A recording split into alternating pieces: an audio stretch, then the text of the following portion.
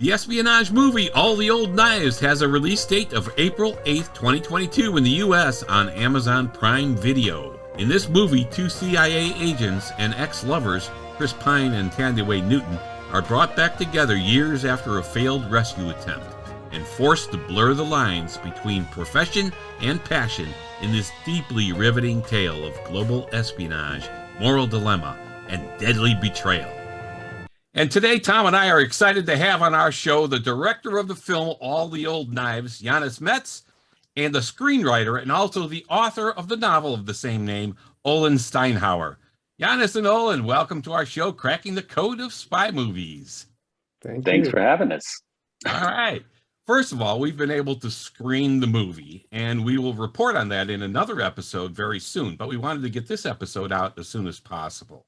You know, since we're going to be releasing this interview before the movie is actually available, it's like a couple days before, we're going to try to keep this no spoilers, not give anything big away. I mean, we've got to talk a little bit about the plot, but we want to make sure that we're not giving away anything big here because we want people to experience it while they watch the movie. Great. Agreed. Right. All right, Olen, so tell us, how did you get the title All the Old Knives? We know there's a quote, all the old knives that have rusted in my back, I drive in yours, from Phaedrus, I think, right? Yeah. Exactly. Did this have something to do with it? And if so, how did the title inspire the story? Now, again, without giving too much away here. Well, the title didn't inspire the story. Okay.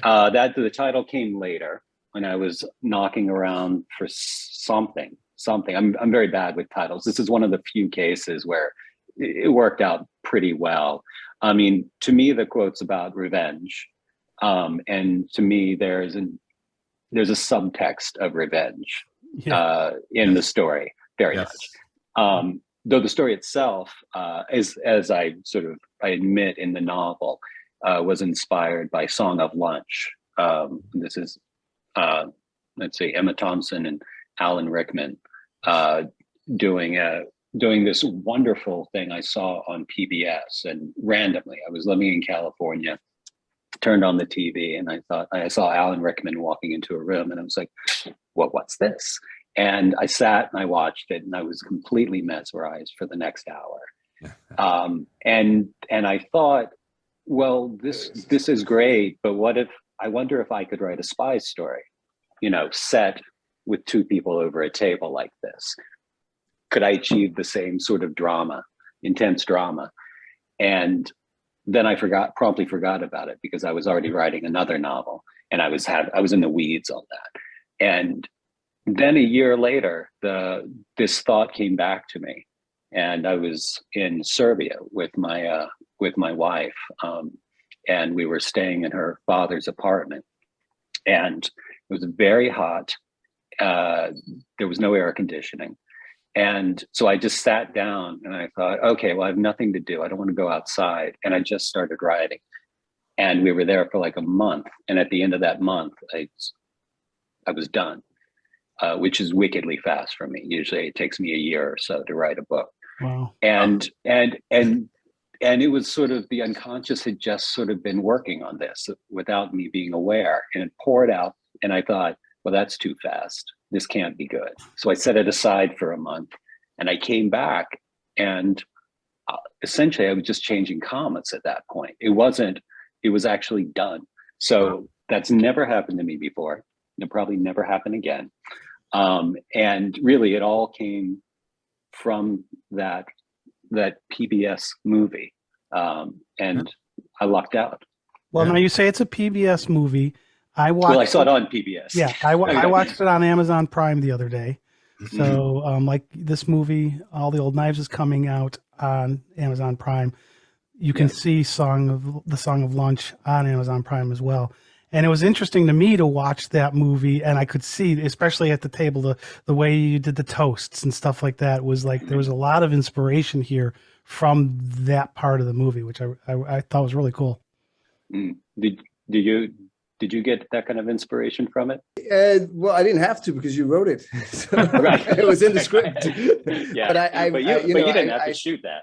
I saw the film, and it was, the tension between the two, the sort of the love lost, or the, you know, the way they meet was obviously great to see the film. I mean, it was, you know, Alan Rickman is a much kind of sadder character off the bat in Song of Lunch than the way Chris Pine plays Henry Pelham. And I think it's important for the spy movie to not, you know, to not kind of go in the direction of what Alan Rickman did for, No, Song of Lunch. absolutely. You got to keep your wits about you. Yeah, exactly. Yeah. So, Olen, you write this. Then, Janus, how did you get involved in making it a movie? How's that process work? Well, I was presented with the script. I believe it was all the way back in 2018, and I liked the story. I'd never read anything like that. I don't believe I'd ever seen a spy movie that was set around the dinner table for in a restaurant for 50% of the time, and then which is essentially an interrogation scene, right? So I love that idea, and what I particularly liked was the kind of, you know, the character stories that underpinned it, and what then turns out, obviously, which I can say because we know from the start of the film, is a tragical love story. And in the way that these two stories were interweaved, I thought was really smart and really exciting. And from a director's point of view, I also just like the fact that it's, you know, you shooting 50% of the movie is a conversation over a dinner table. It's essentially a play, right? It's a two-hander, it's a theater. I thought that was cool. Chris Pine was already attached to the movie at this point. There'd been a previous attempt at getting the movie up and running, which had been unsuccessful. And I thought Chris was, you know, really exciting as Henry Pelham, because he's on the one hand very charismatic and charming and good looking, and someone you could, you know, easily fall in love with. But he also, if you watch Chris's sort of, you know, work in smaller independent movies like Hell or High Water, Ziva Zachariah, films like that, he's a terrific dramatic actor, and he has a very dark streak to him. And I thought that ambivalence was very important for the Henry Pelham character.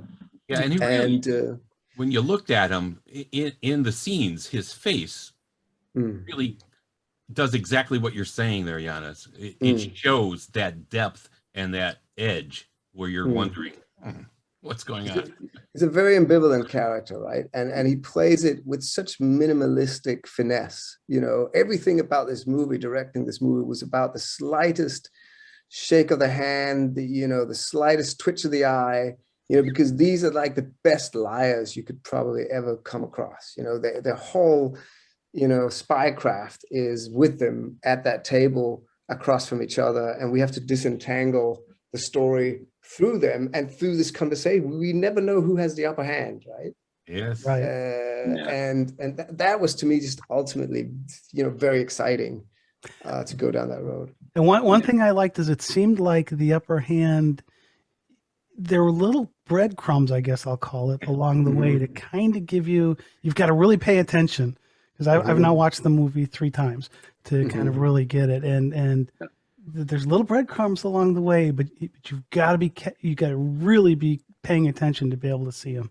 Yeah. I think it's a movie that will work differently on you know, every time you watch it. Yes. And it will give away. There's a lot of Easter eggs or breadcrumbs in there that you might not see the first time. You're going to enjoy. I think you enjoy just the thrill of it on a first watch, and it's exciting, and it's a sort of twist and turn whodunit sort of story. But I think on a second and a third watch, the characters and the intricacies of, you know, every little kind of hint that they give is going to play stronger.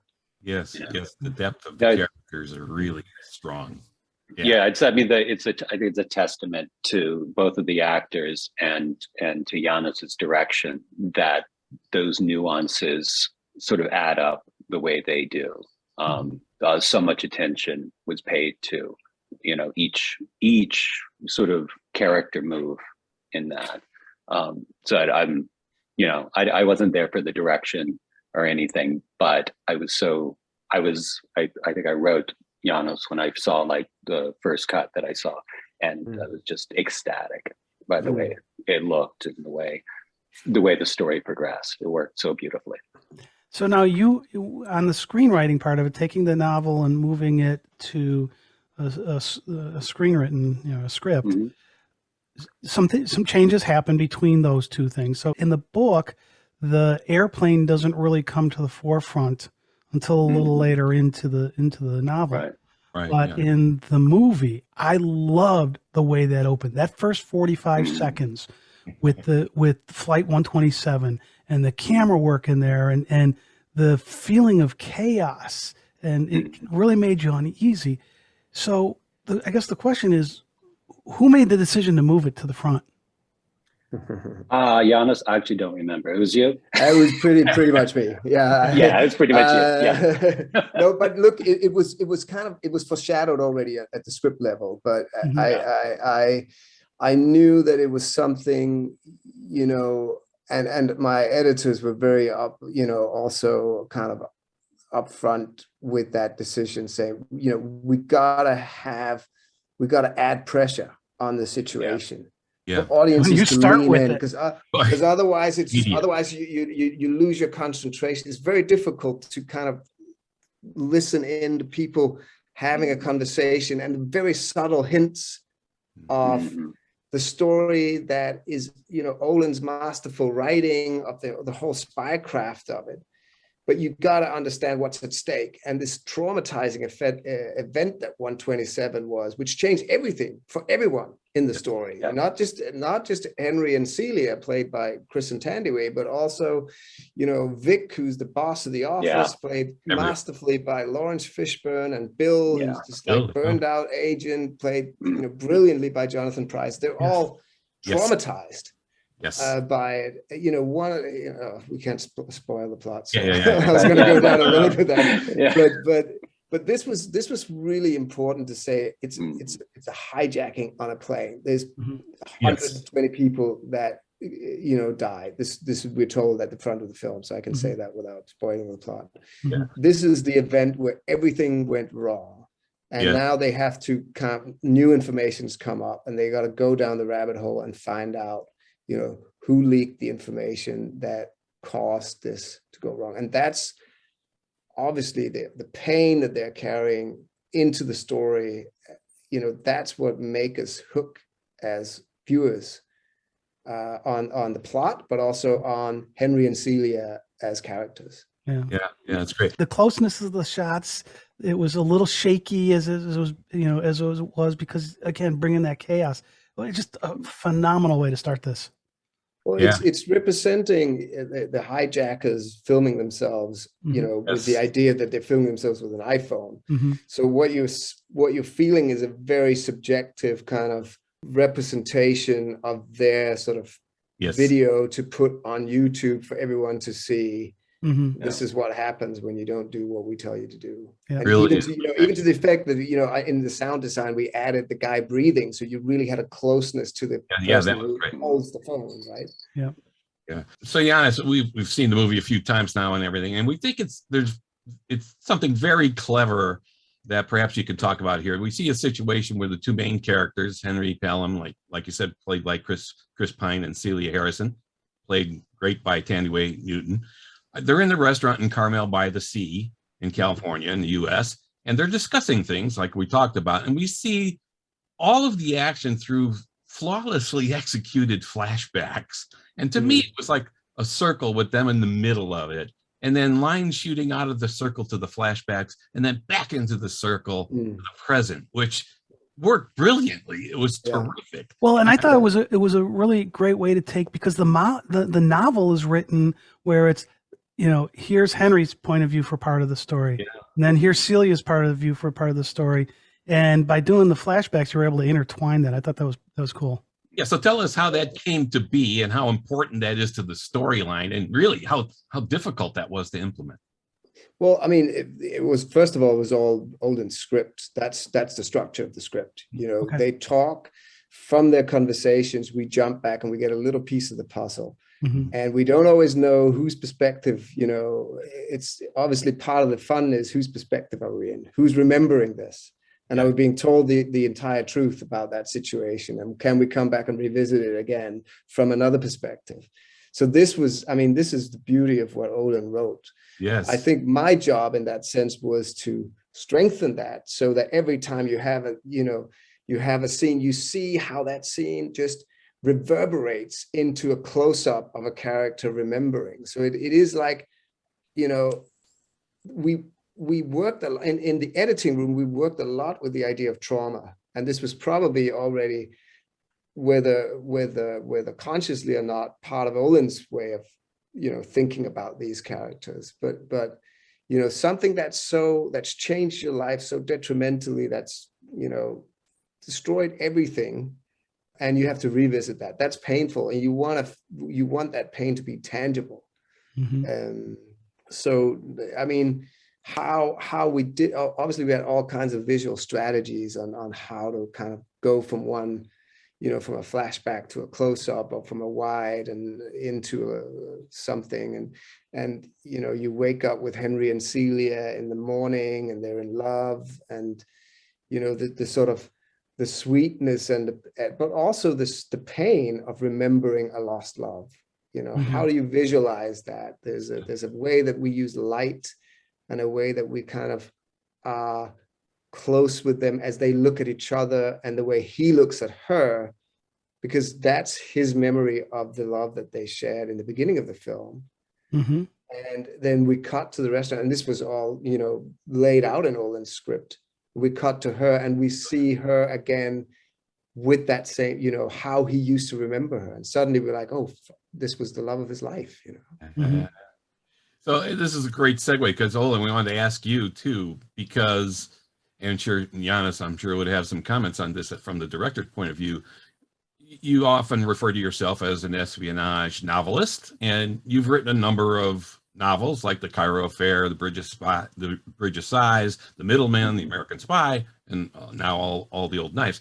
We think it's kind of uncommon to have the author of the story also be the screenwriter for the motion picture that is based upon a novel. It's happened a few times. Agatha Christie, I think, dabbled in that a little bit and so on, but I think it's unusual, and it has to be a tremendous advantage. So how unusual is it, number one, and what are the many advantages for the author, for the director, for the filmmakers in general, and really for the viewing audience to have this happen?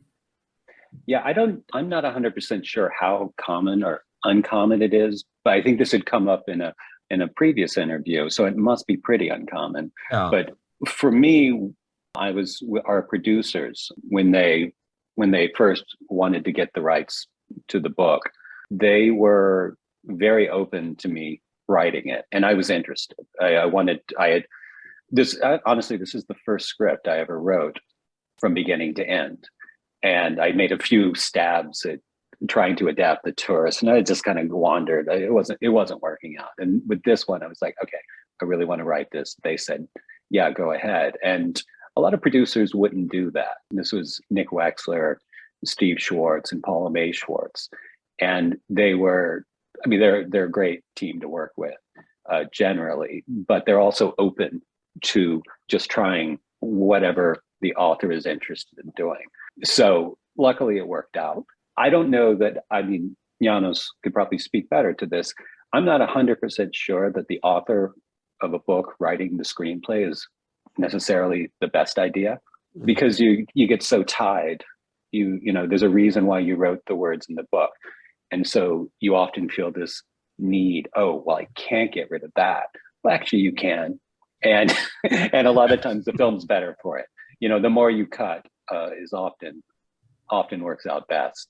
It's an interesting perspective. Well, I can comment on it. I mean, I've tried to collaborate with novelists on other scripts, and it doesn't always work for some of the reasons that Olen said. It is two very different ways of writing a novel. Not that I've ever written a novel, but script writing is a very particular discipline. It has a mathematical structure to it, which is about storytelling, about sequencing and stuff like that. And we had Olen and I sort of collaborated, from him having written a great script to us having a script that we could, that was the best perfect script in my opinion to shoot. We had a great sort of, 3 to 4 month collaboration, also involving the actors and getting the actors in to read some of the scenes and mining whatever we could of, you know, information from that, and then strengthening what we had. And in that process, we took out quite a few pages already, because there's also stuff that's like, well, you don't even have to say that. That's just a look. Yeah. You know, get it visually instead of in words. Grammatically stronger if you put that scene before that, or here we're coming back to something which we already, you know, we're past that point. The drama's intensified now. We can't go into a long dialogue about so-and-so. And there's, you know, that stuff that comes with experience, you know, filmmaking and screenwriting. And most novelists don't have that experience. They haven't walked the kilometers yet. You know, Olen's obviously, you know, made super talented in that direction. It was, you know, it was such a great process. Yeah, no, I think, you know, you ask Chris Pine, he says Olen's original script is one of the best 3 scripts he's ever read. So we already had a good starting point, you know. Well, that's nice to start with a solid script. Olen, would you do it again? Oh, when? Sure. Yeah, absolutely. Great. Hey, Janus, now, when we heard you say in a couple of interviews that you kind of look at a movie through a prism, and in bringing a writer's words to screen can be daunting. So when we spoke with Roberto Schaefer, who was the director of photography for one of the James Bond movies, Quantum of Solace, he told us that sometimes the director wanted a very specific shot of a scene. And sometimes the director would just leave it up to the director of photography and his teams to come up with the shot, second units, and all that kind of stuff. So how much were you involved in selecting specific shots, and for what scenes, and how was that dynamic? Well, I'm very involved with almost every single detail of all my movies. But I have to say, if you go and shoot a James Bond movie, there's a lot of stuff you just by nature cannot be involved with, because there's a lot. You don't want to shoot the car driving around the corner for the 17th time to get it right. So there's a lot of stuff. You just assemble piles of shots, you know, that you can go and edit afterwards, and you place, you know, 100 cameras on something to get it, you know, to get that beautiful shot of that explosion right with the actor's head behind it or something. And stunts, you know, obviously, you know, they don't always deal with those, but with this movie, I mean, for me, part of the sort of fabric of filmmaking is choosing your collaborations, and the DOP is the most important, you know, without kind of taking anything away from production design and hair and costume and makeup and producers and you know, it's like a big machine. It has to work. But the DOP obviously is left, right, and center for everything you're doing. And I work very closely with my DOPs in development and in prep to plan the scenes, to plan the types of shots. We're not necessarily like, oh, it has to be a 50 mil as opposed to a 40 mil, or it has to be, but we know what the cinematography has to deliver. What is the emotion that the cinematography has to deliver here?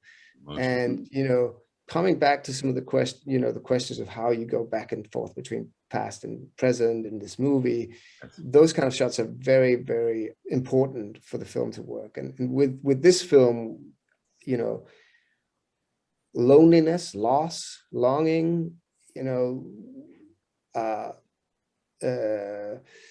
mistrust, paranoia, you know, how do you create those feelings in your cinematography? That's the kind of conversations you want to have with your DOP.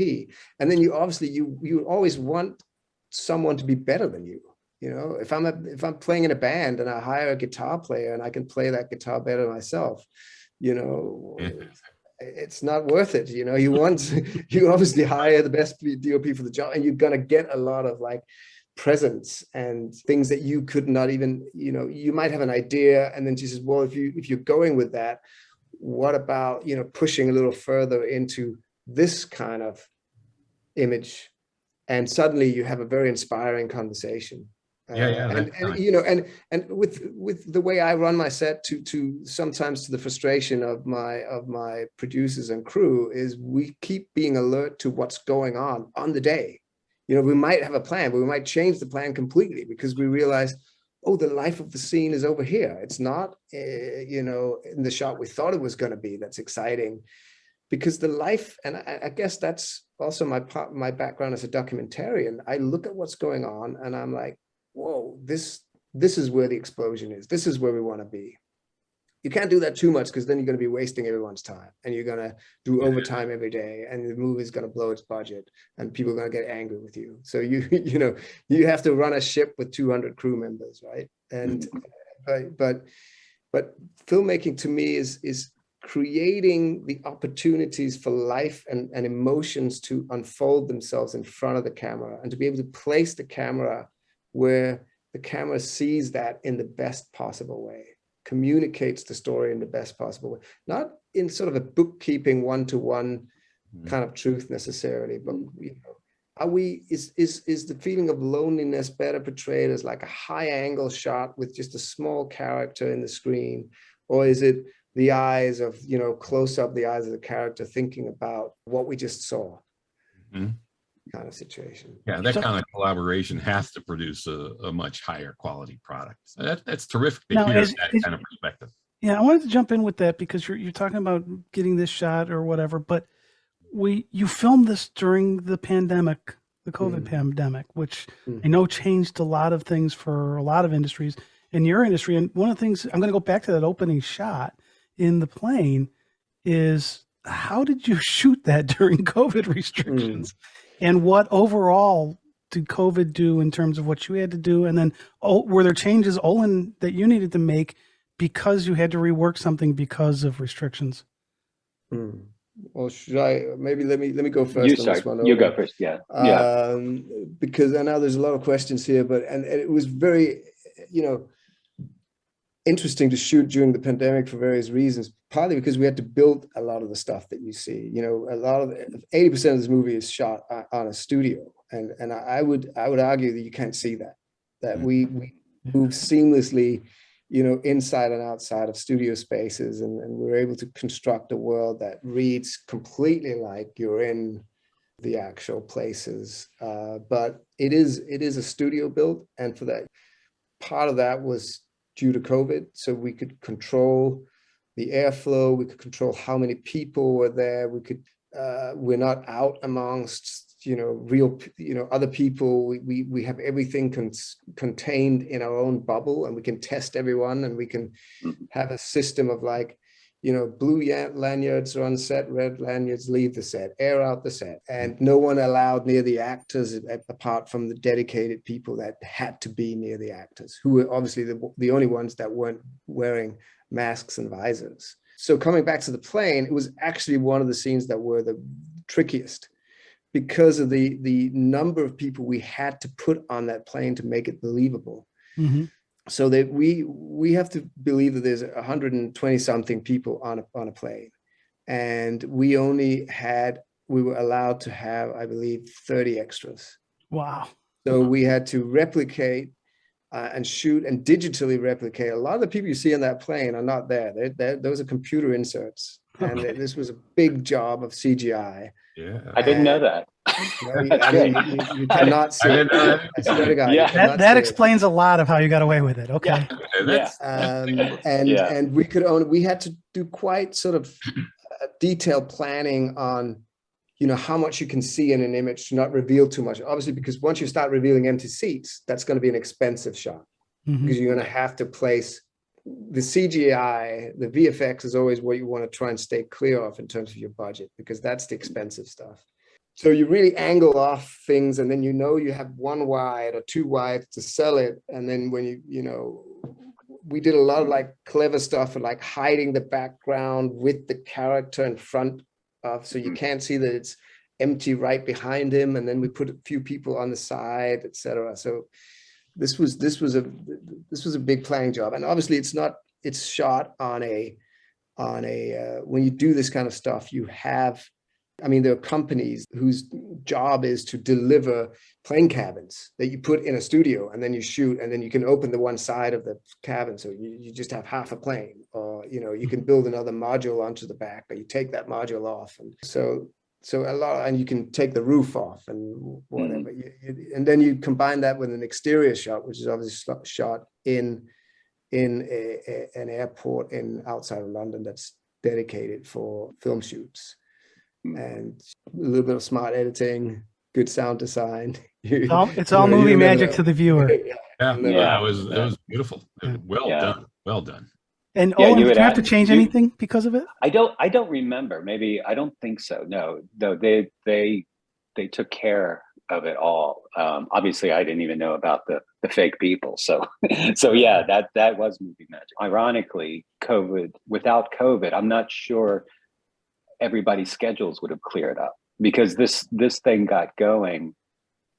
You know, Amazon came on and we were good to go. And I think part of it was because of COVID, you know, Chris's schedule cleared up in Thandiwe's because other things were closing down. So in a way, this kind of actually helped us. Isn't that right? Yeah, it is true. I mean, yes, it's true. I mean, everyone was very excited about this movie, but it was difficult to slot it in between. Chris Pine was attached to these like mega monstrous big movies, and we could go off the back of some big production and say in a year, and then who knows what happens in a year, and then suddenly all those movies got shut down because you can't suddenly travel between Rome, Paris, New York, and Addis Ababa to shoot a film.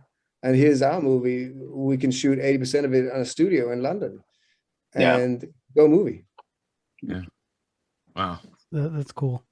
All right. I want to shift to some of the themes that are here. Again, trying not to give things away here, but Olen, the family and children, there are two themes here I want to talk about. One is the family and children. You look at that, I think, a couple different ways. And the importance of, especially to Celia, the importance of family and the protection of children. And you know, she's a protective mother. But then there was also this whole thing about trust throughout. Yeah. And they kind of interwove. And I just wanted to, if you kind of talk a little bit about what you were doing there. When I wrote the book, I had been a parent just for a few years, and that was actually, it's sort of I think for most people this is true, but it was life-changing. This idea that there was something that was more important than you, that you would die for, that you would maybe kill for. And a lot of that went into Celia's character. And I think, I don't know if it's maybe more laid out in the book, this idea that Henry doesn't have children. He's still in that selfish mode. And so she tries to communicate and almost to warn him in the book ahead of time. Look, you know, I would do anything for my kids. And that right there was an important theme in it. And then I'm not sure how trust sort of interweaves with that, though. There is, I mean, it's just part and parcel for spy fiction of any kind. It's the central thing is trust, or lack of trust, and the games that we play against each other. But to me, like the motor for Celia are her kids. She has a marriage that is, well, maybe it's loveless, maybe not. Maybe she just used her husband to get out of Vienna those years ago. But then she ended up with something unexpectedly that sort of changed her whole view of everything.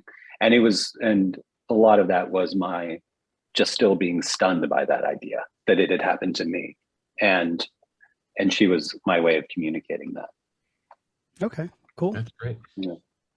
We love some of the camera angles too, and you could both speak to this. I mean, the lighting, texture of the scenes, and the color palette, and the sound effects, all of that working together. So tell us a little bit about what went into selecting all of what we see on the screen from the director's point of view, and really from the screenwriter's perspective as well. Janus? First of all, I thought this movie is a lot about mistrust and paranoia and people in this office, you know, kind of keeping an eye on each other and the sort of whodunit aspect of it. So it was important for the production design to have an office where, you know, you can kind of look through blinds into an office and see someone doing something slightly dodgy, and we put a little bit of blame on a character like that. And it's part of the fun of it, how do you play the office? But it's also part of the tense atmosphere that exists in this office, because there is a point where they all know. I like to think, because they're so smart, that there's something wrong.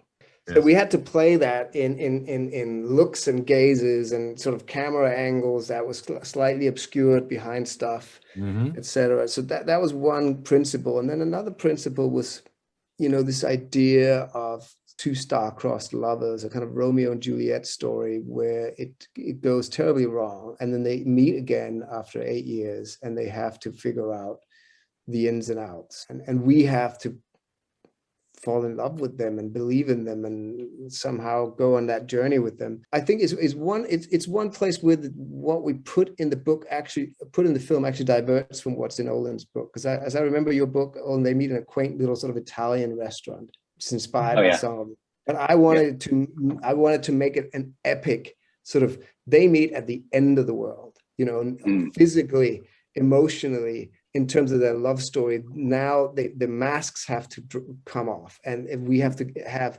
closure.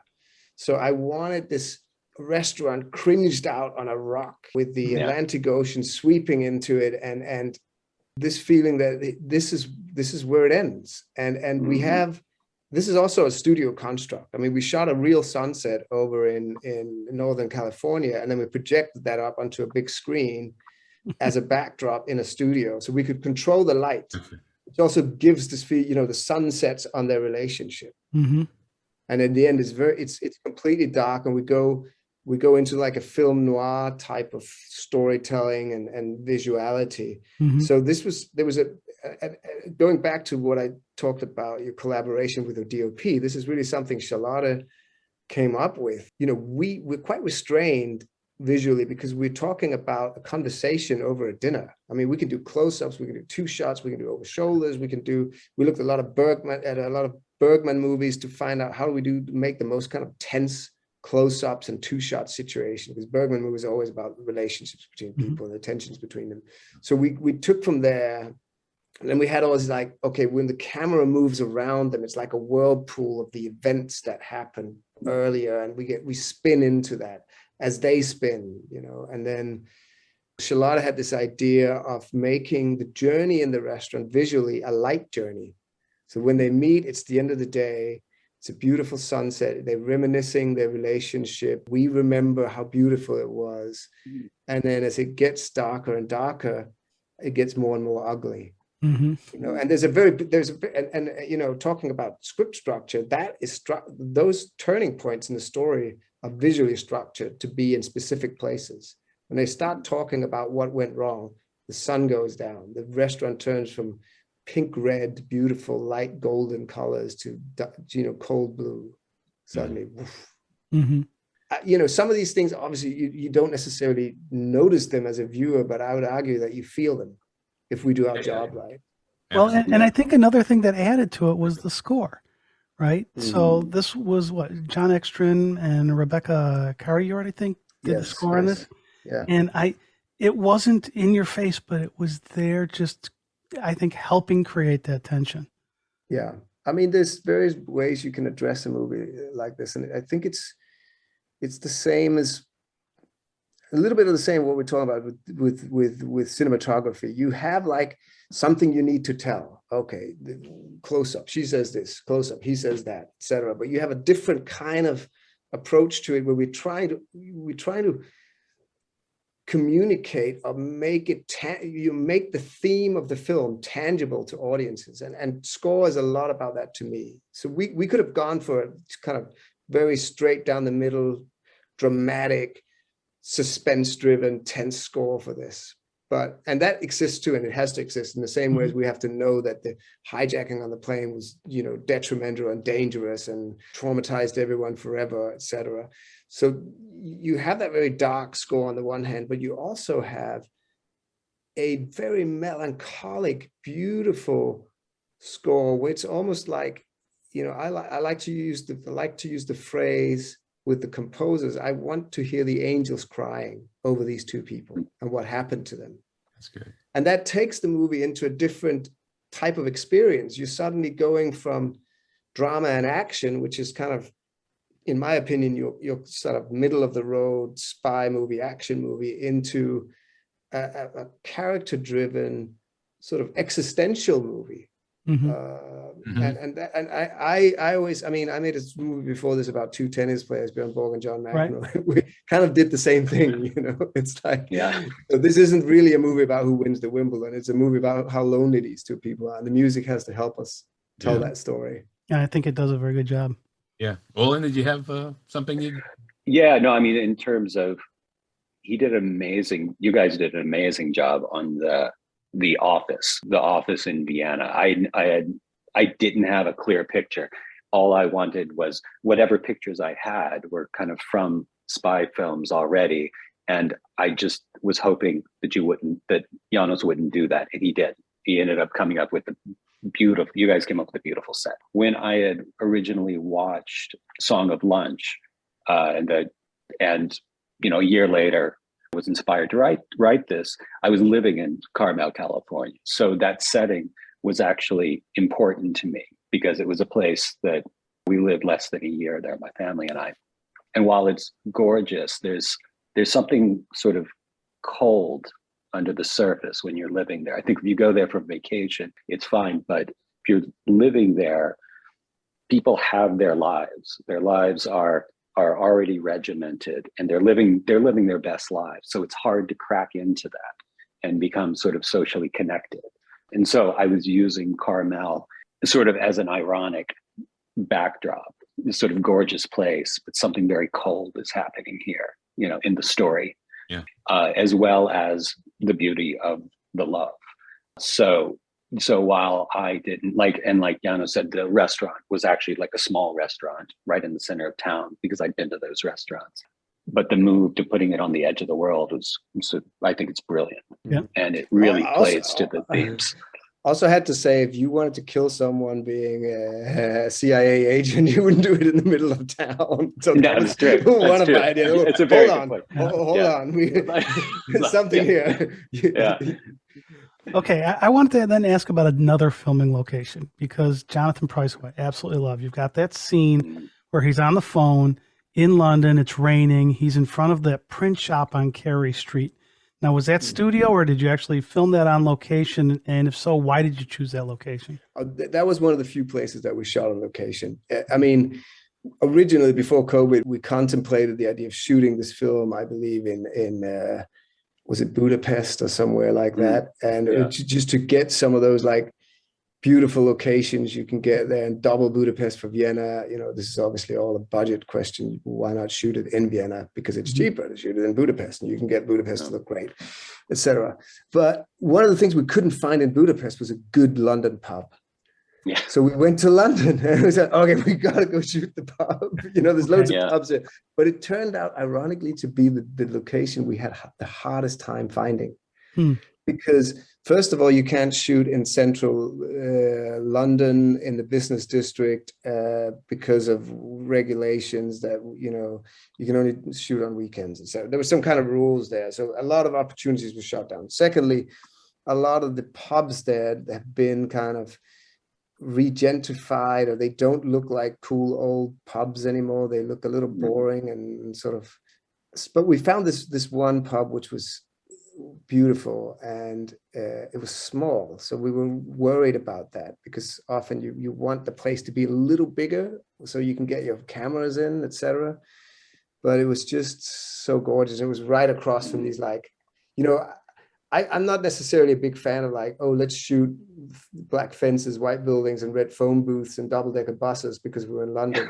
But that stuff was literally right there, you know, and we could walk down the street around the corner and make them walk across, you know, a pedestrian crossing. And you just, you know, you're telling people London right away without making it too much of a cliche. And there's nothing like the sort of the texture of dark wood and stained glass windows, and, you know, it's raining a little bit outside. I mean, what's not to love? That's just a spy movie.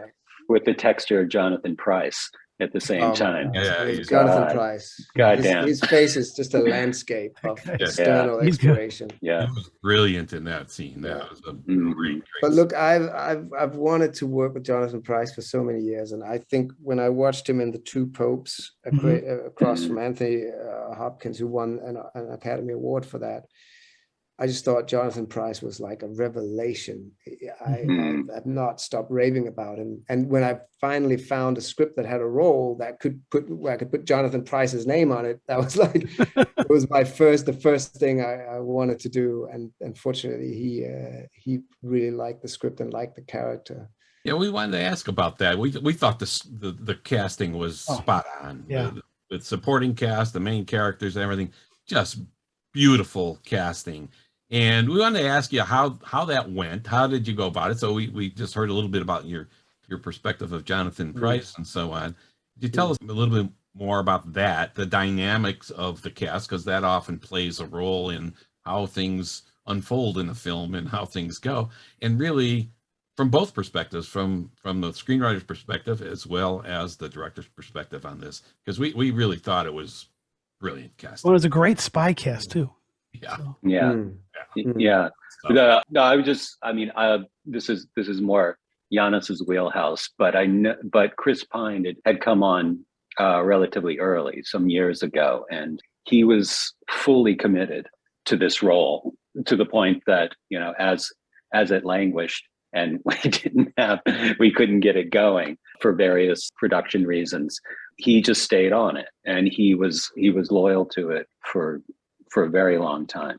And Janus, you take over. Yeah, no, Chris was very committed, and obviously as a director, you come onto a movie, there's already a star attached. You got to find out whether you like that idea, because it's usually the other way around, or not always with how things are these days. But with Chris, I mean, I had a brief conversation with the producers after I first read the script. I told them I liked it, why I liked it. It was it was a Zoom call. I remember I was in Copenhagen, where I'm based, and there were like 6 producers in a room somewhere over in LA on a conference call. And next thing is they've set me up in a meeting with Chris, and I was deep in the middle of doing another project. So, you know, but Chris and I just really hit it off and found a great sort of understanding with each other about what this movie could be. And from that moment, it was, you know, we needed to go and find our Celia. And I remember there was a few names that was being discussed, and we started talking about Thandiwe Newton for various reasons. Part of it was, you know, she's mature, she's a mother, and some of those ideas, you know, I think the sort of the sentiment of motherhood is very important to Celia as a character. And she always, I think she has really the range of playing sort of a younger, more innocent version of the older, mature version of Celia that we're seeing. And I remember Chris really liking the idea, and he said, I think she's a very soulful actress.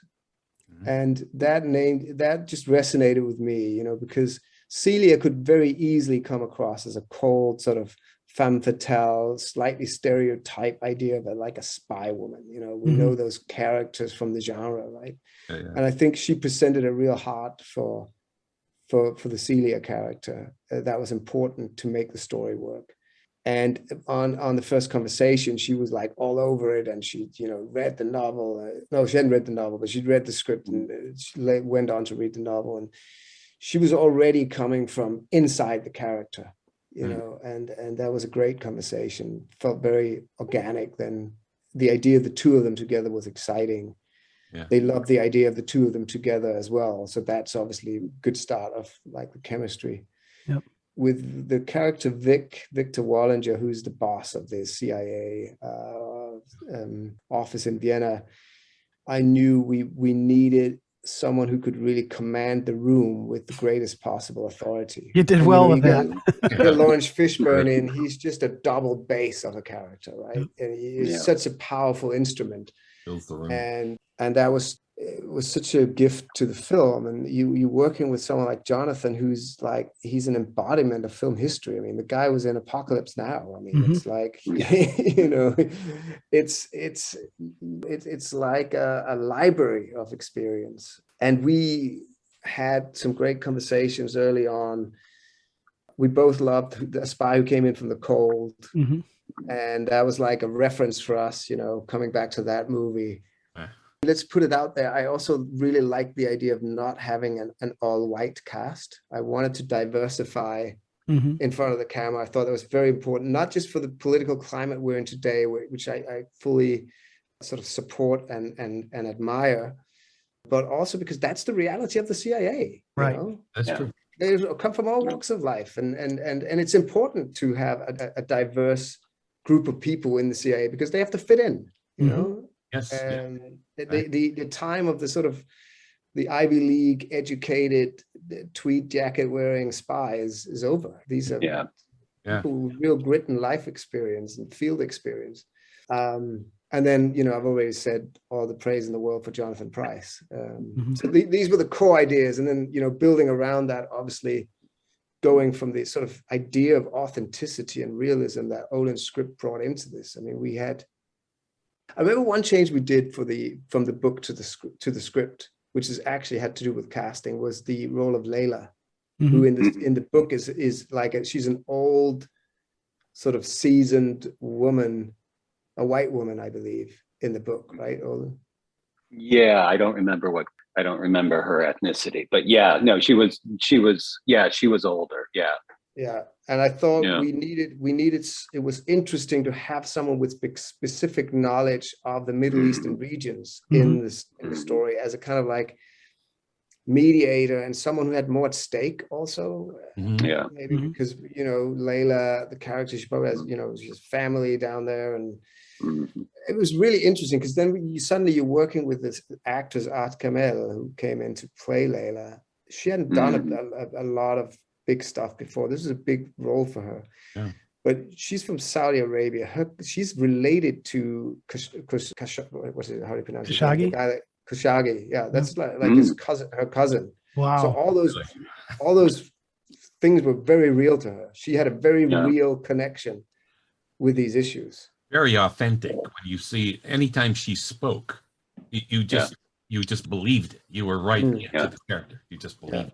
So that's good. Were there times when a cast member had an idea for a scene maybe that was a little different than what you were going to do, and that maybe you entertained that idea and actually incorporated it from both? Always, all the way through. I mean, I mean, even we did script development based on readings. Okay. We changed dialogue, you know, a million times as an effect of readings. And you know, when you're out there on set and you're in a real location and things have a dynamic and act, you know, the bodily presence of the actors does something to the scenes. You might have an idea in your head and then you're like, it's actually much better if you just like seated in these two chairs rather than standing over by the window or coming in and out of the door.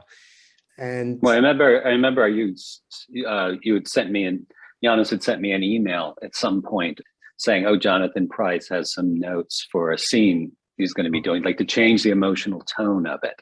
And, you know, your first reaction is, well, Jonathan Pryce says it. So yeah, of course. I don't care what he says. But then, of course, you know, reflected on it. And he was right. And it really sort of heightened the scene. We had talked through a little bit how to fix that up, which you can see on the screen that the dialogue works very well for him. Yeah. What's great about good actors is they're always trying to protect their character in a way. Yeah. So if you've done the character, sometimes you don't always see it in writing. You know, you might have done the character a slight disservice by making him, I don't know, too whingy or too, you know. And so obviously sometimes you can have a very strong vision and you want something and the actor's pushing back and you're like, well, this is how it has to be. But I'm much more of a listener because I think you learn. And the story, you keep exploring and interrogating your story from the script writing stage through production, all the way through editing, all the way through sound work, color grading. It's not until you closed every single last step of the film that you can make changes.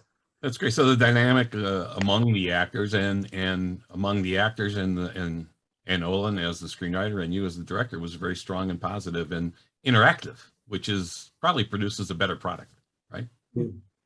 I think that was a very collaborative process. I think the actors were quite surprised that I had the writer sitting in on readings. I don't think they'd ever tried that before. I also have the DOP sitting in on readings because I'm like, well, if we have to figure out how to shoot this, you have to feel what it is. You can't just say, well, let's be over in that corner shooting a wide and then do a little bit of coverage over here. It's really about, for me, I mean, that's the way I make movies. People make movies in 100 million different ways, but that's how I try to bring life to the material.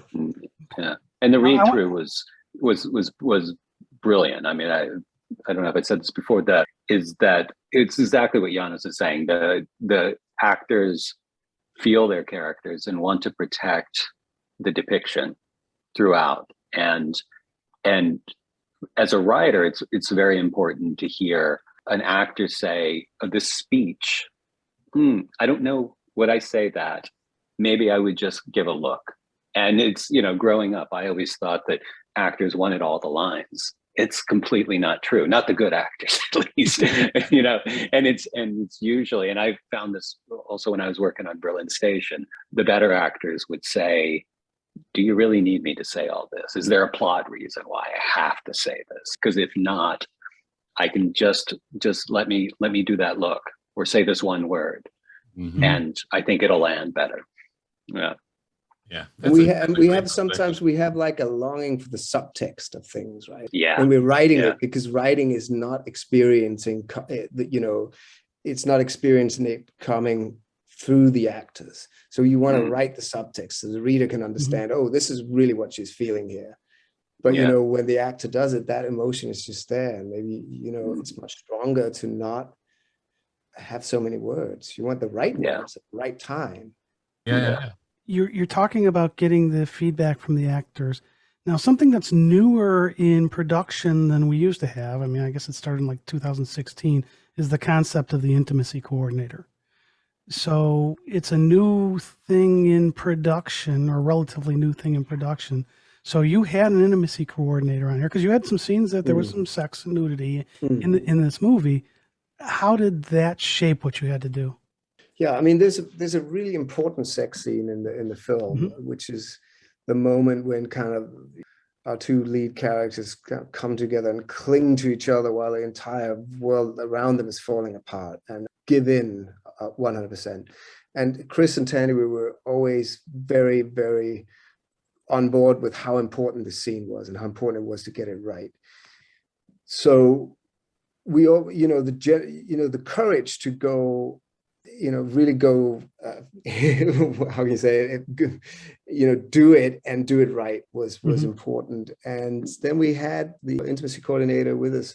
And, that was just a wonderful experience because I think it created a safe space where you that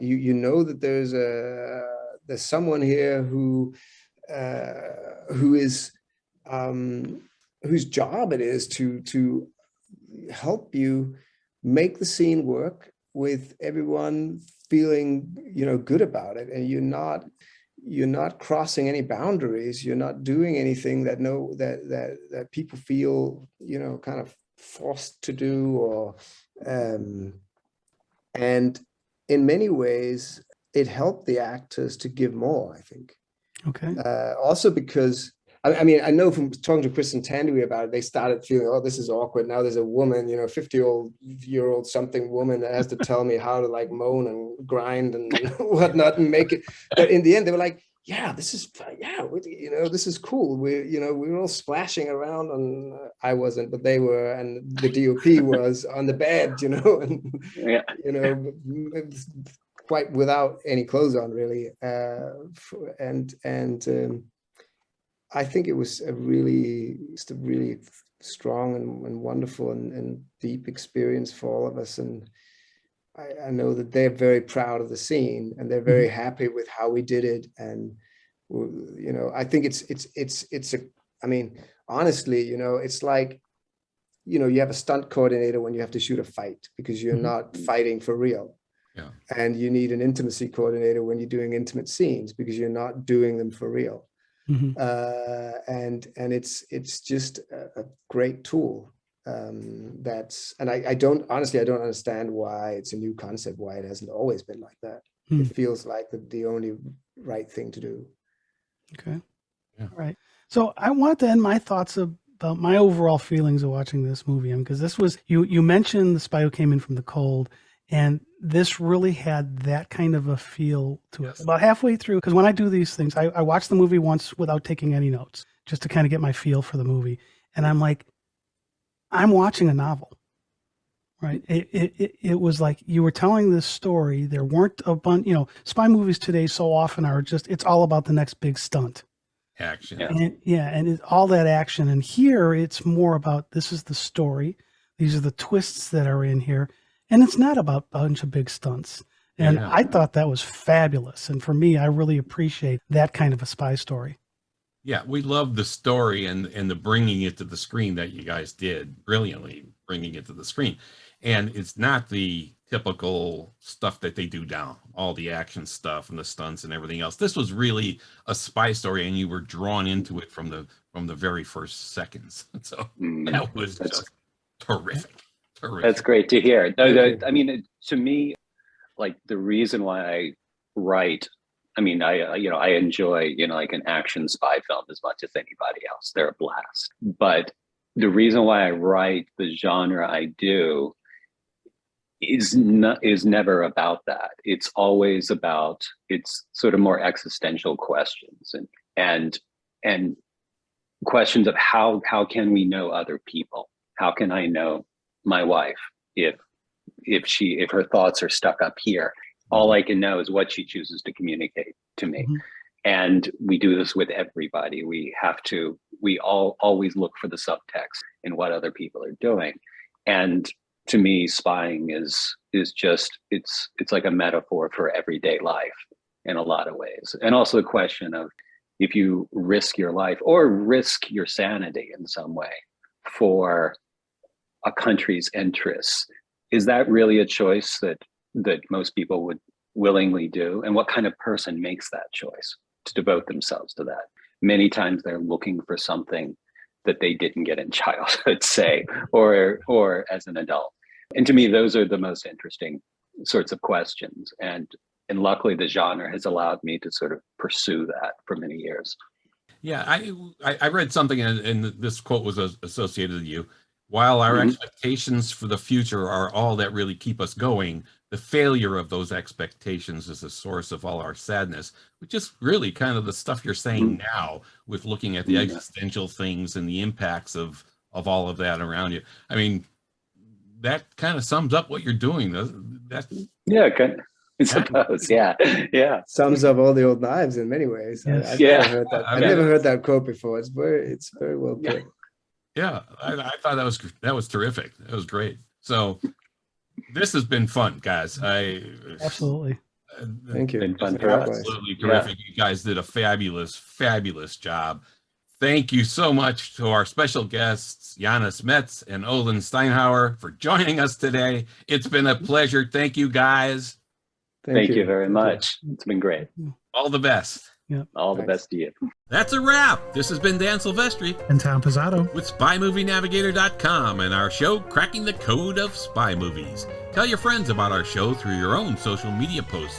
Follow us on Facebook, Twitter, and YouTube, and Instagram too. And subscribe right now. Thanks for listening. We appreciate it.